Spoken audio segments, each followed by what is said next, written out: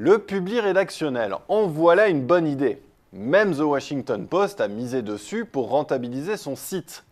Depuis peu, en effet, le prestigieux quotidien américain intègre sur sa page d'accueil un article à caractère promotionnel au beau milieu des contenus politiques, économiques et sportifs. Les raisons de ce pari ne manquent pas. Le publi rédactionnel, c'est d'abord une véritable aubaine pour les régies publicitaires. Ces régies publicitaires, elles doivent justement trouver d'urgence des alternatives à la publicité classique sur Internet qui a tendance à agacer de plus en plus le lecteur. Les études réalisées aux États-Unis indiquent que près de 7 internautes sur 10 les jugent pénibles.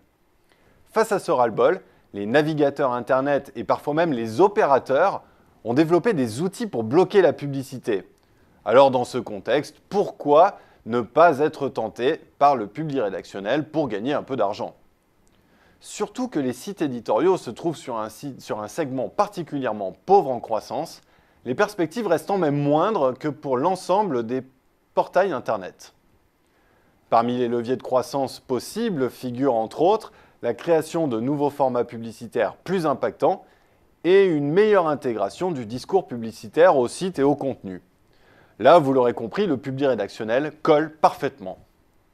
L'annonceur, lui aussi, est gagnant. Le publi rédactionnel permet d'associer son message au prestige de la marque du média dans lequel il publie. La qualité de l'audience s'en trouve ainsi renforcée, surtout que le publi rédactionnel, contrairement aux idées reçues, intéresse le lecteur. Le rédacteur en chef de Technology Review, le média print et web du prestigieux MIT, a sondé son public et il explique aujourd'hui qu'à sa grande surprise, le contenu promotionnel figure parmi les formats qui marquent le plus ses lecteurs dans le magazine comme sur le web. Bref, tout le monde y trouve son compte, lecteurs, annonceurs et régies publicitaires. Tout le monde, oui, sauf bien sûr les rédactions qui détestent toujours autant le publi rédactionnel. Et pour cause, ce format met gravement la crédibilité de leur travail en danger. Le dernier exemple en date, c'est le site américain The Atlantic qui a été obligé de se confondre en excuses après avoir publié du contenu de l'église de Scientologie mal identifié comme étant du publi rédactionnel. On imagine aisément les dégâts de ce flou entre contenu journalistique et promotionnel. Cette frontière, elle a d'ailleurs tendance à devenir de plus en plus floue.